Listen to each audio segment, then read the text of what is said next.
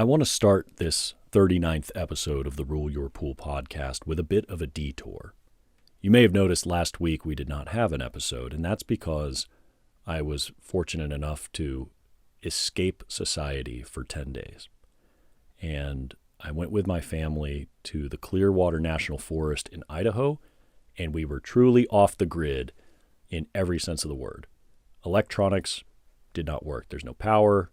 There's definitely no cell signal, no data.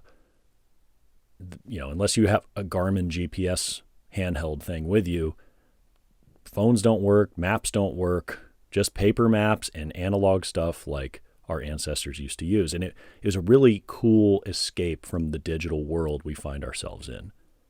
And I was with my family, and I found that we reconnected more in 10 days than in the last 10 years.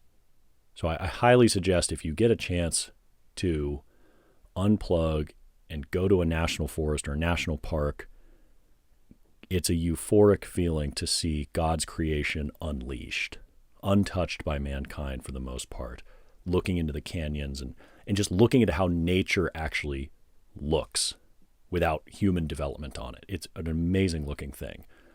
And trust me, I'm going somewhere with this. This episode is the result of a lot of thinking when I was out there. And I knew I had to do an episode about closing pools because it's that time of year, but I didn't really know how to make it interesting, right? It's a pretty simple procedure. But I got to thinking when I was out there, the temperature changed for us in the mountains from the low 30s in the morning to the mid 60s to low 70s during the day. And then it would pour, like absolutely pour rain for a few hours, and then it'd be sunny and beautiful. And I thought nature's a funny thing. It changes really rapidly. And the thing is, when you unplug and you don't have anything else to focus on, you start noticing things. You start seeing things of how animals behave and how trees grow when they've never been touched for hundreds and hundreds of years. It's just a remarkable thing. And I got to thinking about water. Look at how this water carved this stream. And one of the themes of this podcast is understanding water. You're trying to rule your pool. We want to help you do that. But in order to do that, you have to have respect for water itself. Water doesn't read the textbooks. I say that a lot in my classes, but it doesn't. It's a natural thing. Nature takes over. Water seeks one thing, and one thing only, and that is equilibrium. We, of course, measure this with the LSI, and we'll get into that in this episode about closing pools. But I'm going to pose the question, what would happen if you just closed your pool by turning everything off and did nothing else? Just let it ride. What do you think would happen? Would you have a successful winterization? I don't know, but we're going to explore it. When I came out of the mountains, I came back to technology, had a lot of emails, texts, phone calls, because when you're gone that long, the world keeps on spinning. And a lot of those were, hey, you didn't have a podcast episode. What's going on? Hey, when's the next episode? So first of all, thank you for listening. That's really cool that people find value in this. So thank you. Really, I mean that. And for those of you who came to the Monterey show and made thanks for coming out of the closet to be here jokes, I appreciate you more than you know. And you know who you are. There was 4 of you, which I thought was great because I am in my closet, my studio here, because it's soundproof. So I love the response we're getting from this, and I hope that you find this episode valuable as well. So thank you for indulging me on my sort of esoteric intro for episode 39 of the Rule Your Pool podcast, how to close your pool the Orenda way. Welcome to Rule Your Pool, the podcast by Orenda that explains and simplifies pool chemistry so that anybody, regardless of experience, can understand it. I'm your host, Eric Knight, bringing clarity to these subjects so that you can bring clarity to your water. If you're ready to rule your pool, then let's go. So what would happen if you just shut your pool off?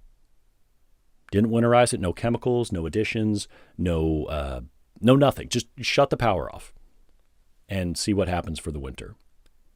Well, depending on where you live, that could be a disaster, or it could be, all right. We've seen sort of the gamut between them. We've seen houses that are neglected. Maybe one goes for sale or forecloses, and the pool just gets neglected, shut off, and ignored. And inevitably, those pools turn into swamp messes. Pool professionals know exactly what I'm talking about because they usually get the phone call, hey, can you clean this up? And if you're on the Facebook groups with the pool pros on it, boy, oh boy, are there some pretty extreme green pool cleanups. But for the most part, if you just ignored your water, water's only going to do one thing, seek balance. And depending on the surface you have, fiberglass liner or cement-based, the water is going to do whatever it can to get to LSI balance. The damage might be different. On a fiberglass pool, the gel coat is usually going to start to fade because the LSI is going to break that down, and then any chlorine in the water will start to oxidize elements of that gel coat. I don't know the exact chemistry of it, but that's how it was explained to me. I do owe more research on that topic, admittedly, but that's the basic gist of it. Vinyl liners, we have found out that there is calcium carbonate in vinyl, and not a lot, but it's in there. And vinyl liners will fade, and they can wrinkle if the LSI is low enough for long enough. And because the water doesn't have the calcium that it can just take out like it does in a cement surface, water's going to be hangrier for longer in a fiberglass or liner pool. Whereas in a plaster-type pool, quartz, pebble, whatever, anything with cement, water has calcium available around it. So when the water temperature drops, it can correct its own LSI. But that leads to etching, discolorations, and then usually in the springtime, some sort of deposits. And that could be in the form of crystals, which is a very common problem, calcite crystals, winter dust, discolorations, ghosting, so to speak, where the pool turns white. These things happen. And they happen because the water was balancing itself at the expense of your surface. Not a good thing. So again, the name of the game is LSI balance at the coldest temperature that you're going to face throughout the winter. If you know that your pool is going to freeze, I think you have an advantage because you know the worst case scenario. Put in 32 degrees Fahrenheit or 0 degrees Celsius in the Orenda app and plug away. You're going to know how much calcium you're going to need. You're going to let your pH rise naturally. If you don't know, plan for a little bit worse than the worst case scenario. As we learned with the Texas freeze this past year, you might think that your pool might not freeze, or you might think, oh, it's never frozen. Nature has a funny way of doing its own thing. You might as well be conservative on it and just plan for putting a little more calcium in there if you're just not quite sure. It's not going to hurt you, okay?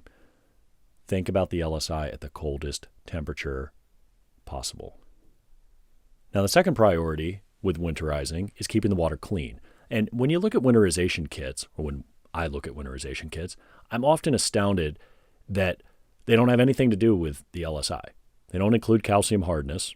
Rarely, I don't think I've ever seen one that included sodium bicarb either. And if you follow the instructions, you got to put your pH down again from 7.4 to 7.6, as if it's going to stay there for more than a few days, right? I mean, it's an antiquated way of looking at things if you're not focused on the LSI, but the winterization kits are not about the LSI. So in their defense, they are there to keep your water clean somewhat during the wintertime. Usually it includes a chlorine shock of some kind and an algicide and a sequestering agent for metals and scale prevention. So let's talk about those. We don't believe algicides are necessary ever because chlorine is the best algicide. But in the wintertime, okay, if you want to feel better about it and trying to prevent algae, the thing is when the temperature gets lower, any living contaminant like a germ or whatever, the reproduction rate slows down because the temperature slows everything down. So the colder you get, the less need there is for that. But especially you want to avoid using something that is like ammonia-based because that is going to leave behind nitrogen compounds that have to combine with chlorine, and that's going to tie up the chlorine shock that you put in. It complicates things going into the winter. But the good news is you don't really need to chlorinate that heavily. You don't have to super shock the pool when you close. You just chlorinate a little heavier than normal. And as that temperature drops, usually you're going to be okay. Now, if you are a homeowner listening to this, you might want to chlorinate a few weeks as you get colder and colder, not just one time, throw the cover on and call it good.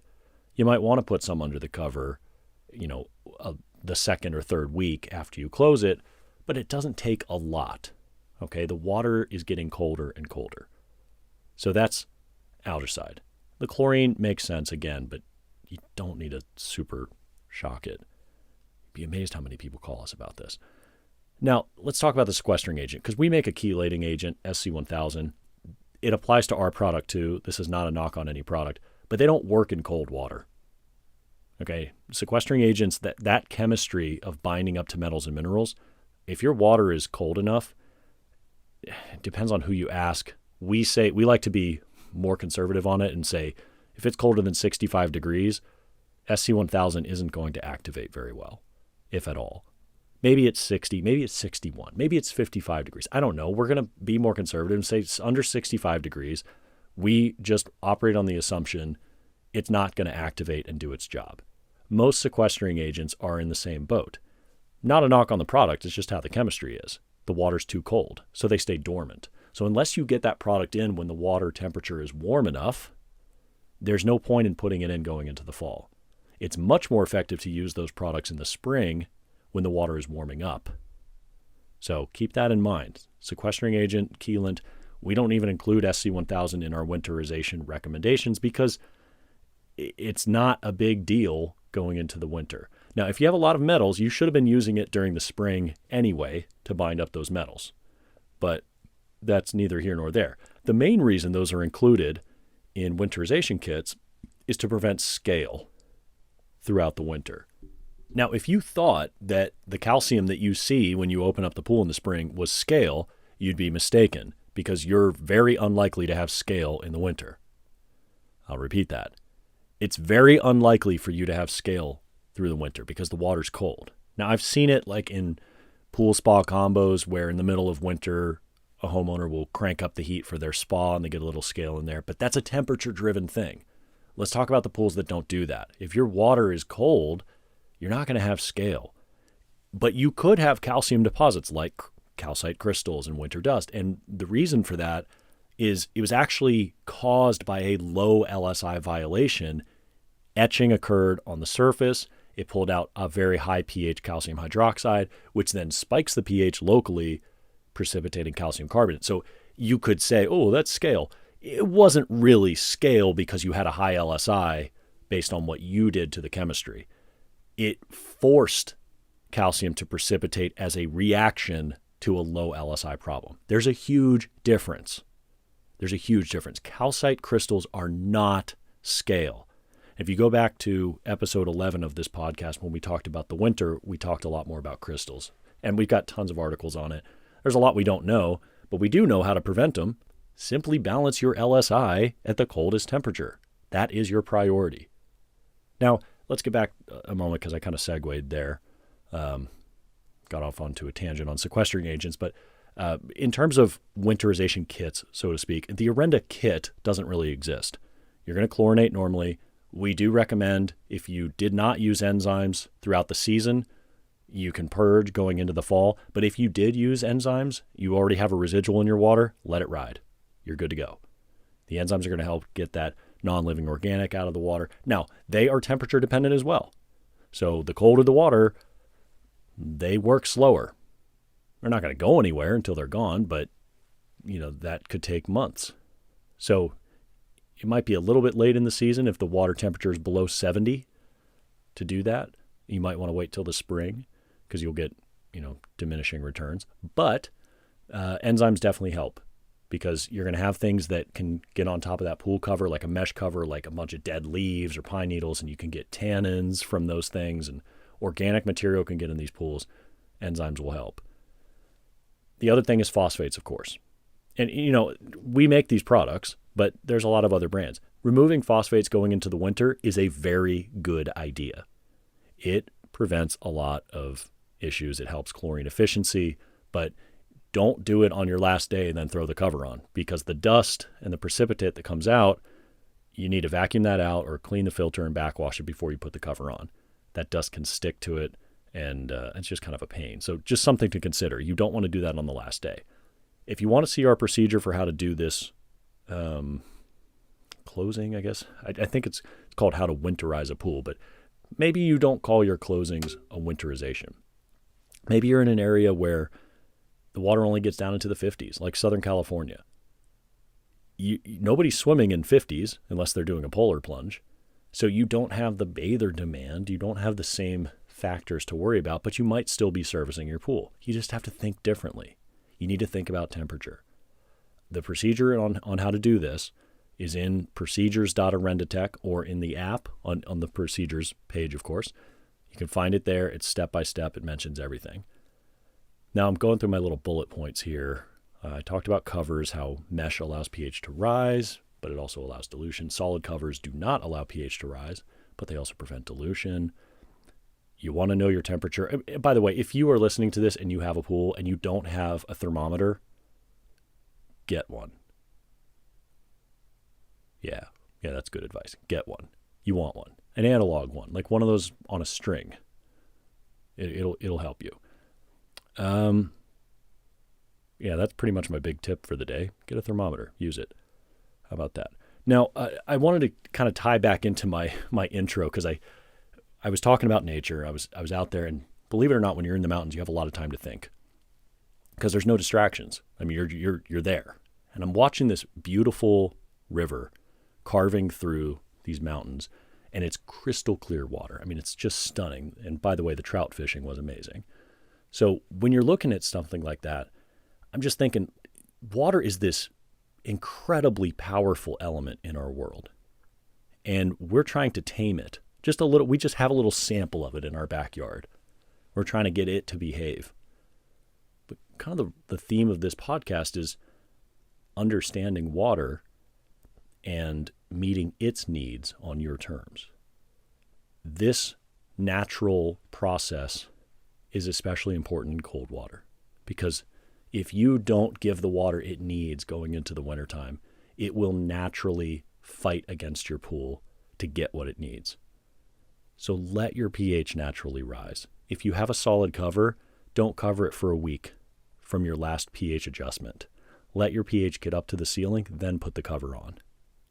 You don't need to close at 7.4 pH or 7.6. It's just not necessary. Now, don't hold me to that exact number because I don't know the circumstances of your pool. What I am saying is if your calcium is already set, it's over 400 if you're in a cold enough climate. It's all about the LSI, remember. So this podcast is heard all over the US, Canada, Great Britain. It's pretty cool. I'm amazed that it's gone global now. But depending on where you are, temperature is what drives your strategy. So don't just hear, oh, well, Eric Knight said don't put your pH down to 7.4 to 7.6. Usually you don't have to do that. You do want it to rise naturally. But again, I don't know where you live. I don't know your temperature considerations. What I do know is the pH is going to naturally rise, and you should let it. You should let it rise because it's going to be there for the rest of the wintertime. Why not let it rise and you pick where that ceiling is and set your calcium to be the anchor point or the foundation for your LSI strategy as that temperature drops. If you have more questions on this, read the blogs. We've written it all out. We've got screenshots of the app. We've got step-by-step instructions, and you can request a virtual training with me on Zoom, although that's really more for pool professionals, but some homeowners do it too. But take Orenda Academy. Take Orenda Academy 4 Pillars. The information is available, and trying to rule your pool just means understanding physics, understanding what the water's trying to do, and I'm here to tell you it is going to do what it wants to do. Guarantee it. So thank you for listening to this episode. I'm sorry that I had to do it alone again, but I'm trying to get content out, and I do appreciate you listening. And like I said before, if you ever get a chance to escape and truly unplug, it's amazingly therapeutic. Get out there, see nature, disconnect, be with those you love, and share that moment. I can't recommend it enough. I'm Eric Knight with Orenda. This has been episode 39 of the Rule Your Pool podcast on how to close a pool the Orenda Way. Thank you so much for listening. Thank you for listening to Rule Your Pool, a podcast by Orenda Technologies. For more information on what we discussed in this week's episode, check the links in the description or visit www.orendatech.com. I hope you find this show valuable enough that you tap that subscribe button and share it with your friends. You can also like us on Facebook and social media. And with our help, you'll be able to rule your pool without over-treating it with chemicals and wasting money. I'll see you next episode.